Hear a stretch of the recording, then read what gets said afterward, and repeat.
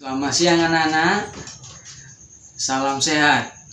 Hari ini kita akan belajar bab baru tentang materi IPA, yaitu bab 9 tentang sistem ekspresi manusia. Semoga dengan kita belajar, kita bisa memahami dan juga nanti dapat kita terapkan dalam kehidupan sehari-hari. Selamat mendengarkan dan juga selamat melihat materi yang diberikan.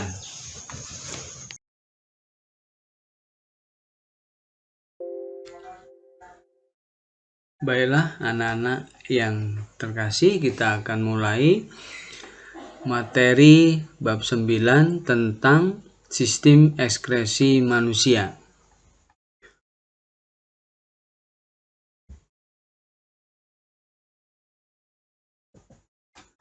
Kompetensi inti itu pada nomor 3 itu berkaitan dengan pengetahuan, dan bagian 4 itu tentang keterampilan, bagaimana mengolah, menyaji dalam materi yang dibicarakan. Kompetensi dasar itu sudah lebih spesifik berkaitan dengan dua hal. 3.9 itu kita menjelaskan struktur dan fungsi sistem ekspresi pada manusia dan penerapannya dalam menjaga kesehatan diri. Sedangkan untuk yang 4.9 lebih terkait dengan keterampilan, bahwa siswa dapat membuat struktur dan fungsi sistem ekspresi pada manusia dan penerapannya dalam menjaga kesehatan diri.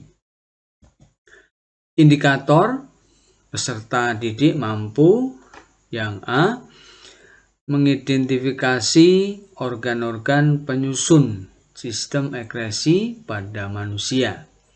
Yang B, menjelaskan struktur dan fungsi organ-organ penyusun sistem ekspresi manusia. Yang C, menjelaskan proses pengeluaran zat sisa pada sistem ekspresi manusia. Dan D, mendata gangguan pada sistem ekspresi dan bagaimana cara menanggulanginya. Tujuan pembelajaran kita tentang sistem ekspresi manusia, yang pertama, siswa dapat mengidentifikasi organ-organ penyusun sistem ekspresi pada manusia. Yang kedua, memahami struktur dan fungsi organ-organ penyusun sistem ekspresi manusia. Yang ketiga, menjelaskan proses pengeluaran zat sisa-sisa oleh sistem ekspresi manusia. Yang keempat, mendata contoh-contoh penyakit dan kelainan pada sistem ekspresi manusia.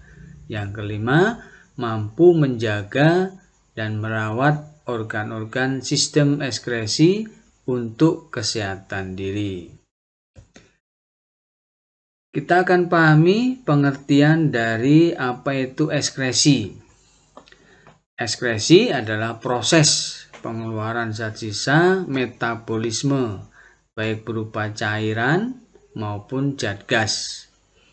Zat sisa itu bisa berupa urin dikeluarkan oleh ginjal, keringat oleh kulit, empedu oleh hati, dan CO2 karbon dioksida oleh paru-paru. Zat sisa ini memang harus dikeluarkan karena memang mengganggu, bahkan bisa meracuni tubuh kita. Kita akan bahas yang pertama tentang yang A, struktur dan fungsi sistem ekspresi pada manusia. Kita akan lihat alat-alat ekspresi. Itu ada 4. Yang pertama kulit, yang kedua ginjal, yang ketiga hati, yang keempat paru-paru. Ini bisa kalian lihat gambar-gambarnya. Kita lihat satu persatu. Kulit Yang pertama kulit termasuk alat ekskresi karena mengeluarkan keringat dari pori-pori kulit. Selain sebagai alat ekskresi, itu sebagai pelindung tubuh dari gangguan, bisa mengatur suhu tubuh, dan juga sebagai indera peraba. Bagian-bagian kulit itu ada 3. Yang pertama epidermis, lapisan kulit ari. Lalu yang kedua dermis, lapisan kulit jangat. Dan yang ketiga jaringan bawah kulit. Kita lihat bagian-bagian kulit dalam bentuk penampang. Bisa kalian lihat yang utama bahwa di situ ada kelenjar keringat yang nantinya akan menghasilkan keringat yang akan keluar dari pori-pori keringat untuk mengeluarkan keringat. Yang kedua, ginjal. Ginjal terletak di rongga perut sebelah kanan. Ginjal kita memiliki 2. Ada yang sebelah kiri dan sebelah kanan. Kalau dilihat dari bentuknya itu seperti biji kacang berwarna merah keunguan. Ya, panjangnya sekitar 10 cm. Dan kalau ditimbang itu sekitar 200 gram. Fungsi ginjal menyaring zat-zat sisa metabolisme dari dalam darah yang dikeluarkan dalam bentuk urin. Inilah yang dikatakan sebagai alat ekskresi. Fungsi yang lain itu mempertahankan dan mengatur keseimbangan air, menjaga tekanan osmosis, mempertahankan keseimbangan kadar asam dan basa, dan juga mengeluarkan sisa-sisa metabolisme seperti urea, kreatinin, amonia yang bersama melalui urin. Bagian-bagian ginjal itu kortek, itu bagian luar ya, kulit ginjal, agak ke dalam namanya medula, sumsum ginjal, dan yang bagian dalam rongga ginjal atau pelvis. Ini kita lihat bagian-bagian ginjal dalam bentuk penampang. Kita lihat prosesnya bahwa darah yang kotor masuk ke dalam ginjal, lalu mengalami proses penyaringan. Ada bagian-bagian dari darah yang mengandung termasuk urea, itu nanti akan diproses di bagian ginjal, lalu keluar lagi sudah darah bersih, lalu sisanya yang berbentuk urin akan keluar, nantinya akan, kalau pada saat buang air kecil itu akan dikeluarkan. Yang ketiga, hati. Hati juga termasuk alat ekskresi karena mengeluarkan urea dan amonia keluar tubuh. Hati terletak di rongga perut bagian kanan di bawah diafragma. Hati berwarna merah tua kecoklatan. Kalau ditimbang sekitar 2 kilo. Itu bisa kalian lihat gambarnya. Gambarnya bisa kalian lihat. Fungsi hati bahwa sebagai alat ekskresi tadi adalah mengeluarkan urea amonia. Tapi fungsi yang lain menyimpan glikogen, menetralkan racun, membentuk protrombin, ya, tempat pengubahan provitamin A menjadi vitamin A, dan tempat pembentukan sel darah merah ini pada janin, dan sebagai alat ekskresi itu juga merombak eritrosit, yaitu sel darah merah.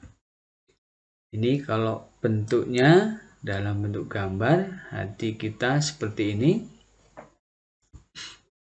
Yang keempat, paru-paru. Ini sudah kita bahas dalam sistem pernapasan manusia, tetapi yang mau ditekankan karena sebagai alat ekskresi, ini paru-paru berfungsi mengeluarkan karbon dioksida dan uap air. Jadi fungsi paru-paru intinya terjadi pertukaran oksigen dan karbon dioksida.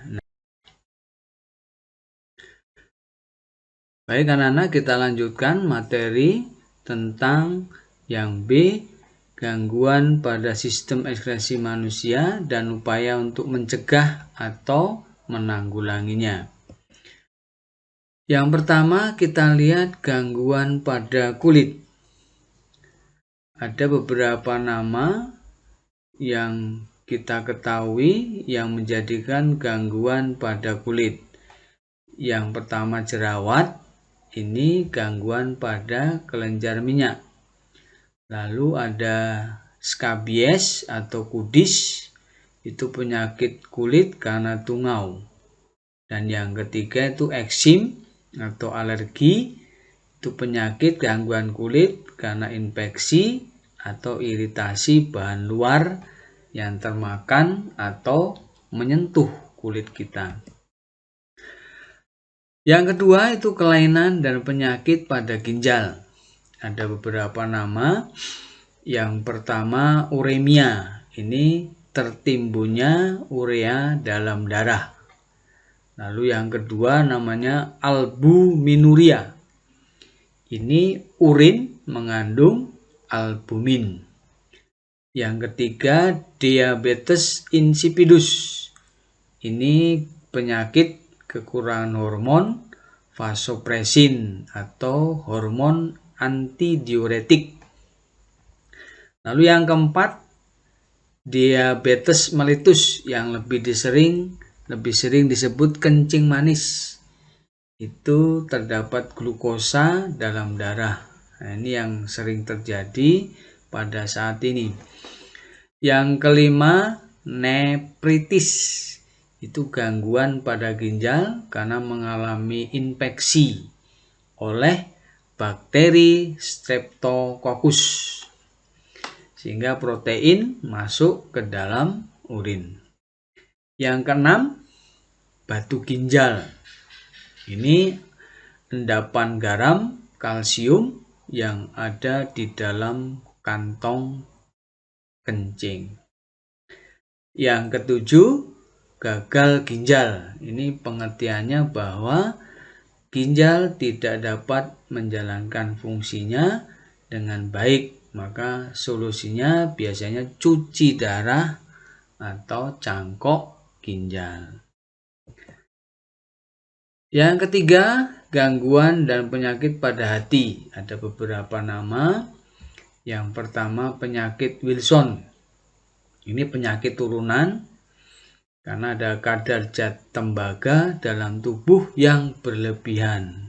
Ini akan mengganggu fungsi hati. Yang kedua namanya hepatitis. Penyakit hepatitis itu penyakit karena adanya radang atau pembengkakan hati. Yang ketiga sirosis. Ini penyakit hati yang kronis karena di situ ada guratan pada hati sehingga hati bisa tidak berfungsi. Yang keempat, gangguan pada paru-paru. Ini ada 3. Yang pertama asma atau sesak napas. Ini biasanya disebabkan alergi pada benda-benda asing yang masuk hidung. Lalu yang kedua kanker paru-paru. Ini biasanya disebabkan oleh kebiasaan merokok atau menghisap atau menghirup debu asbes, kromium, produk petroleum, dan juga radiasi ionisasi.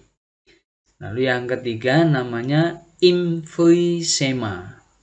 Ini ada pembengkakan alveolus sehingga saluran pernapasan menyempit. Sekarang kita lihat supaya kita mencegah bahkan bisa menanggulangi dari penyakit gangguan pada sistem ekskresi. Kita lihat yang pertama, untuk kulit supaya berfungsi dengan baik untuk mengeluarkan keringat, maka kita usahakan permukaan kulit harus bersih dari organisme dan juga benda non-organik. Di sini yang lebih bisa kita lakukan dengan mandi secara teratur supaya tubuh kulit menjadi bersih. Yang kedua, ginjal. Ginjal supaya berfungsi baik, maka yang bisa kita lakukan itu tidak menahan kencing, jangan terlalu banyak duduk, tidak mengkonsumsi alkohol, dan juga pemicu stamina. Minum air putih cukup, olahraga teratur, dan istirahat, serta makan yang bergizi. Hati, yang ketiga, hati supaya bekerja dengan baik, optimal, maka kita bisa menjaga supaya tidak sakit pada bagian hati. Itu caranya adalah tidak berlebihan waktu olahraga dan bekerja. Lalu berusaha hidup dalam kondisi tenang, tidak tergesa-gesa, dan juga tidak mengkonsumsi alkohol. Yang keempat, paru-paru itu dapat berfungsi dengan optimal. Kita yang baik adalah berolahraga teratur, menghindari rokok dan asapnya. Lalu kita juga menghindari asap kendaraan bermotor, istirahat cukup, dan memakan makanan yang bergizi sehingga paru-paru berfungsi dengan baik. Maka dari itu, kalian juga harapannya apa yang diberikan tidak hanya sebagai pengetahuan, tapi nantinya bisa diterapkan. Selamat belajar, tetap semangat, tetap berdoa dan bersyukur.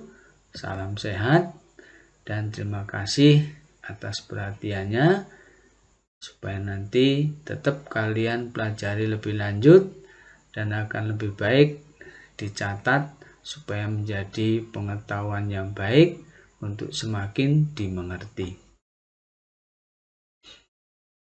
Demikianlah anak-anak materi tentang sistem ekskresi manusia yang sudah kalian lihat, dan juga kalian sudah melihat materi yang sudah Bapak berikan. Jangan lupa tetap semangat, selamat belajar. Semoga materi yang diberikan selain dapat menambah pengetahuan, juga dapat kamu terapkan dalam kehidupan sehari-hari. Selamat belajar, salam sehat, sampai berjumpa pada materi berikutnya.